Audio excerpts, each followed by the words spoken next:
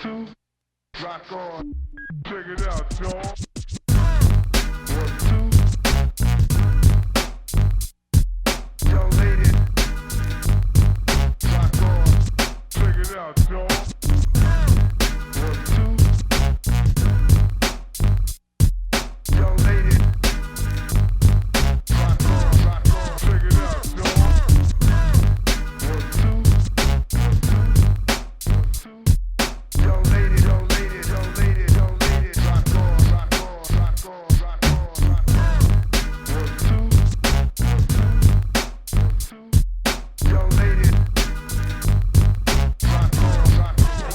What's good? We back again. What's the Science Podcast, hip hop education, you know what I'm saying, at its finest, 2017. And I got another hip hop icon in the building. Easy Mo B is in the building, y'all. Easy Mo B, what's up, bro? Thanks for having me. Oh, man, it's always an honor, man, to have brothers like you, you understand, that definitely put their foot in the cement and help bring up the culture. And you definitely have been around a lot of iconic artists. You produce for a lot of icons, you understand what I'm saying? And just to start everything off, what was your first introduction to the hip hop culture? My first introduction to the hip hop culture was, for me, out in Brooklyn, because I was born in LG, Lafayette Gardens, Bed-Stuy, was watching the cats bring the 2 turntables and the big ass kicker speakers, you know, out in the park, and I'm like, what's this? And like a lot of the other cats that might have came in and told a story, you know, the original hip hop beginnings really is from disco. They out there playing, you know, Foxy Lady, Dreaming a Dream disco. They playing, you know what I mean, the rim shots. They playing, you know, it was based upon disco. Hip hop became, cut out all that other part, and that break part right there, let's keep that part going. And then on top is yes, yes, y'all, to the beat, y'all. It wasn't even real rhymes yet. And I watched that thing happen in the back park in LG in Brooklyn. So in high school, in the lunchroom, I used to watch the cats, the older cats. They had that JVC with the big 10-inch. I used to cut class just to be, I'm supposed to be in class. I'm cutting class to be in the lunchroom because they had the tapes. Yeah. And that's when I was hearing Cold Crush, you know, I was hearing Fantastic Romantic, Grand Wizard Theodore, Flash, Furious 5, you know what I mean? All of them. I'm listening to this and I'm like, I was just enthused by it, man. You know, this right here, this is, man, 79, I came to Westinghouse. I know I'm telling my age, I don't care. That's what it is. But already by 77, you know, I already had the 2 BSR turntables, and I didn't even have the crossfade yet. I had a microphone mixer that I found in the ramp in the projects. You turn one mic, one knob up, one knob down. I went down to Radio Shack downtown Brooklyn, bought the adapter, got the 1/4-inch headphone to 2 female RCAs, plugged the BSRs in there, went into the mix. I'm turning one up, one down. We also used to, on the function selector on the receivers, you know, they had the inputs for phono 1, phono 2, just clicking that function selector back and forth. Yeah. Pause tapes, I did it all, man. And it's all because of what I heard on those tapes, man. You know, the legendary cats, the Cold Crush, man, what Grandmaster Flash was doing, the Furious 5. You know, I watched the first hip hop records be released. You know, people look at it as like, people think hip hop is Rapper's Delight forward. No. Nah, not at all. No, this thing started August, what was it, 15th? I try to remember the date, 1973, with Kool Herc and his rec room parties. This thing goes back, but it didn't really, you know, pan out as a commercial thing until, now, not just Rapper's Delight. People will forget. They think that's the first rap record. I remember Super Rapping. But even prior to that, you had King Tim III. Yeah. And before that, you had Funky 4 plus one more. That came out before. On Enjoy. Exactly. Enjoy. Exactly. That came out earlier too. And we do acknowledge King Tim III is one of the first, what you would say, hip hop records, because you heard rapping on it. But an authentic crew. Yeah. Then they had to You're go to right. Funky I give 4. it to it that rapping and rocking the house. Yeah, exactly. Funky 4. Funky 4 plus one more, definitely. So, moving along in the game, what was the first record you ever purchased? If you can remember. Yo, I used to get allowance, man. And I think it was probably about $3, $4 a week, something like that. So I saved up a couple of weeks. You know, out of that allowance, you know, you get your big bowl candies, your Bon-Ton potato chips. That's before it turned to Utz. Yeah, You know what I mean? that's right, exactly. And I had to save at least $1, you know, on the candy and the junk, but I threw some dollars to the side for a couple of weeks. The first album I ever bought was Earth, Wind & Fire, All in All, with the Brazilian rhyme. You know, I know. That was my first album, That's but it. I was already collecting. See, my pops, he was always a man of many records, man. He had the 45s, the albums in the crib and everything, the blues, the funk, soul. You know, when hip hop started really making it on the record, in the era like '86, when the samples start coming out, this is post breakbeat era, when the samples start making their way into the records. When the samples was coming out, I was like, oh, I got that. Yeah. Pop got that. You know, that's Lee Dorsey. That's Get Out My Life Woman, and so him. And the knowledge that he was spreading from all the music he was playing in the living room, that combined with what I was seeing out in the park, and then what was going on in the tapes, and then evolving further on into actual jams. And man, I think that's got to be like one of the most important things that happened in my life. That's the only reason why I would be able to be here and sit next to you, yourself, and Kay, you yourself, man, you got a history, man. Yeah, I've been around for a while, man. Oh yeah. I'm finding out things about you that I didn't even know. Yeah, I mean, I'm still learning. So that it's just everything about that era that just fascinates me, man. You know, it's magic to me what brothers could do with two turntables, maneuvering them two turntables in a mixer and getting on the mic and just making rhymes, saying things, and not even pre-written. A lot of the hip-hop performers back then, the MCs, as they was called, they was doing this stuff from their head. That's real talk. You know what I mean, it was a spontaneous thing, and not everybody can just do that, man. And that's why when you compare to what's going on right now today, it's like that's why there's a true difference between rappers and MCs. Exactly. There's a certain lyrical formation, there's a certain lyrical structure, there's a certain pattern, there's a certain process that separates one from the other. You know what I mean? And y'all know out there, you know who you are. You know who the rappers are and the MCs are. You know. So speaking of real rappers and then real MCs, we're gonna slide to the MC for a second. We're gonna talk about some of the MCs you produced for that really set a mark in the hip hop culture. Notorious B.I.G. Yeah. Ready to Die. Yeah, 6 joints on there. Ready to Die, the title track, Warning, Give Me the Loot, The What featuring Method Man, Friend of Mine.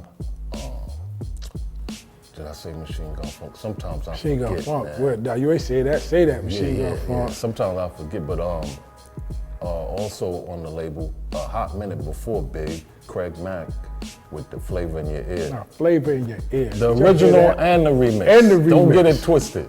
Flavor in Your Ear. The original and the remix. But Okay. I did 5 joints on his album. Then I worked with, You know, I want to take it back to. What about Tupac? Oh yeah, Tupac. Can't Me forget about Against Pac. the World. If I Die Tonight. Temptations. I'm on the Thug Life album with Straight Ballin'. I'm on the show with My Block. You know what I'm saying? Me and the original Running from the Police. A lot of y'all haven't heard that. It made its way on the YouTube. If you know you get a chance, you check that out. That was containing Dramacidal from the Outlaws, Rest in Peace Stretch from the Live Squad. You know, Eminem made it into a Biggie record, but I produced the original and all of them was on there. You know, but we talking about people I worked with: Busta Rhymes, LL Cool J, Public Enemy, Queen Latifah, the Lost Boys. Oh my goodness. Which records you did with Lost Boys? Let me see if I can say it. Jeeps, Lex, Coupes, Beamers, and Benz. That's one of the biggest joints. And I got it too. You know, that's hard to say. And what else? The other joint, Lifestyles of the Rich. Richard Famous. Those the joints. You had another one on there, Is This the Part? It wasn't a single, but people like that though. You know what I mean? A lot of under stuff that I did that people don't talk about a lot. King Just. But that hey y'all, hey. You ain't do that. Which one? That's Warrior's drum. I did No Flows on the Rodeo. Okay. You know, it's records like that people remember me for. Busta Rhymes with I Remain Raw, right? Everything Remains, It Remains Raw. Raw. Yeah, I remember that joint. It's a Party featuring John A. Let me talk about. It's a Party was big. Let me talk about. No, that was big too. Everything Remains Raw and Flavor in Your Ear. Them two records in particular. Like to me, them two records, they personally define my style. Like as far as the things that I do technically, the process of what happens in a beat. Cause I like to do what I call I play samples. Like I'll use a loop if I have to, but I like to take instruments from records and make something new. And that was the process on Flavor in Your Ear. That was the process on Everything Remains Raw. That was the process on It's a Party with John A. And this is all a departure from how I started, because we talking about all these other artists I work with. The original how I first really started was with my group Rapping is Fundamental. Riff, we was doing what we call doo-hop, that is doo-wop mixed together with hip-hop. We was singing and rapping. Singing style was of like the stylistics, Delphonics, what have you, and you mix that together with hip-hop, doo-hop as we called it.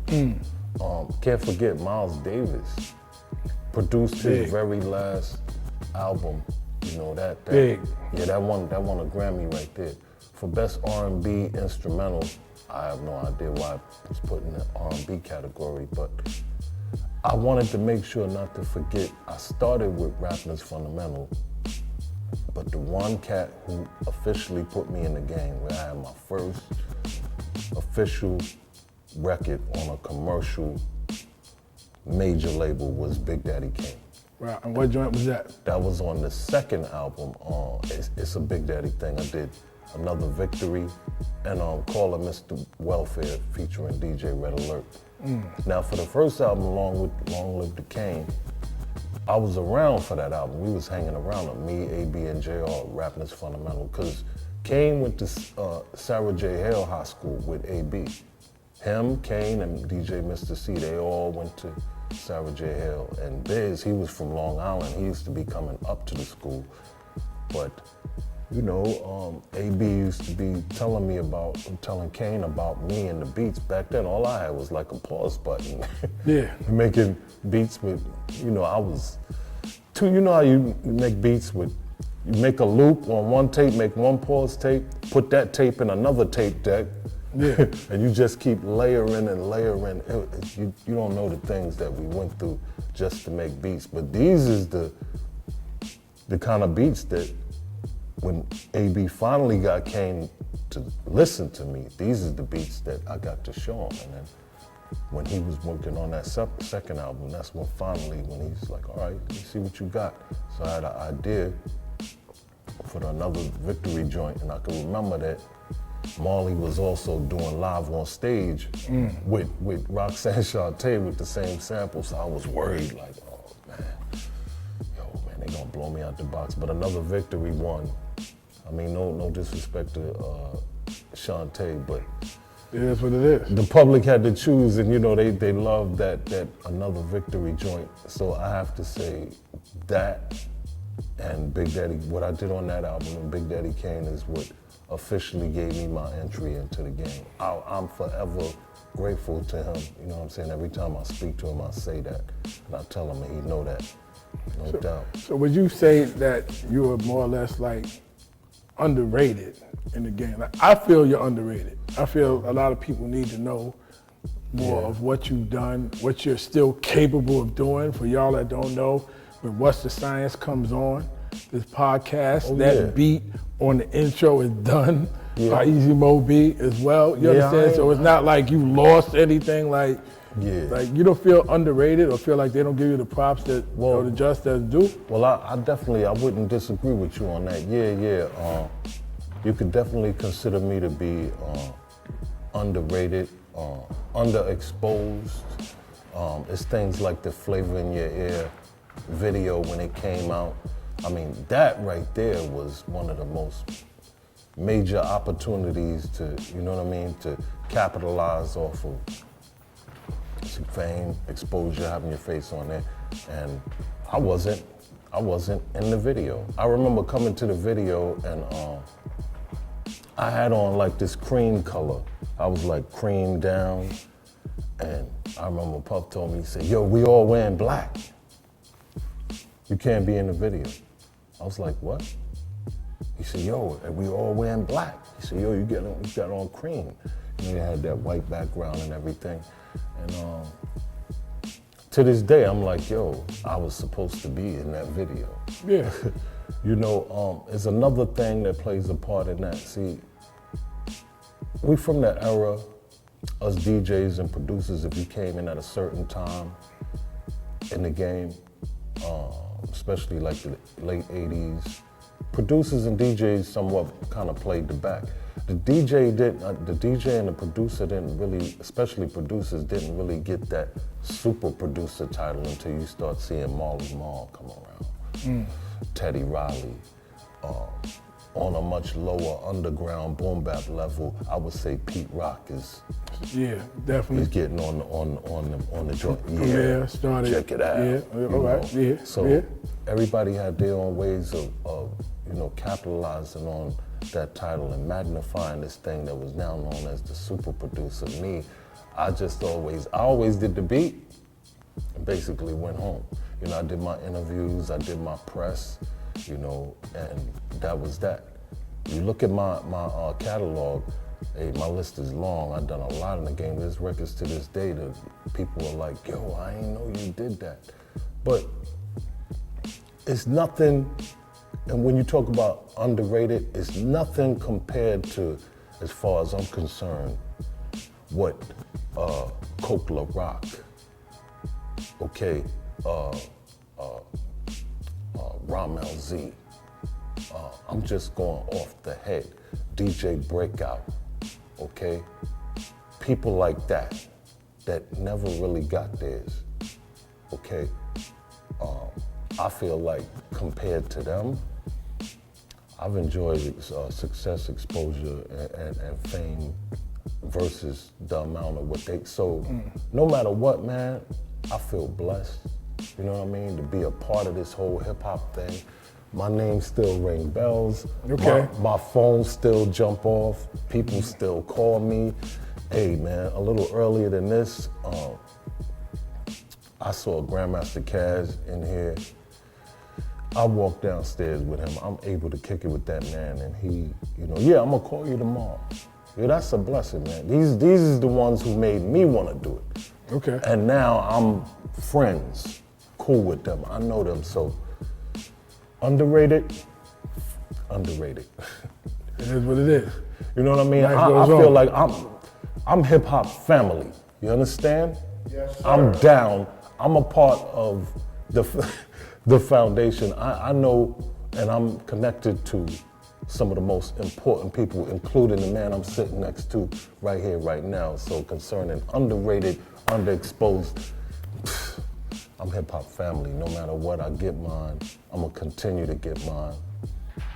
You know, and that talent, the knack for the music and for the juggling of the notes, the samples, the chopping, just making the beats, everything, it's all still there. I could give nothing but praise to God, man. You know what I mean? That's Easy it. gonna be. Still here. Definitely want to thank you for coming through, sitting down with us, networking with us, politicking with us, letting the world have another insight on who you are and all you've accomplished. No You doubt. understand what I'm saying? And yo, you definitely a friend of the room, man. You know, thanks for coming through. Kayslay, easy gonna be. What's the Science podcast, showcast, pardon me. Keep it locked. We back. More heat. Boom. Boom. Warning, warning, warning. The Drama King is in the building. The Drama King is in the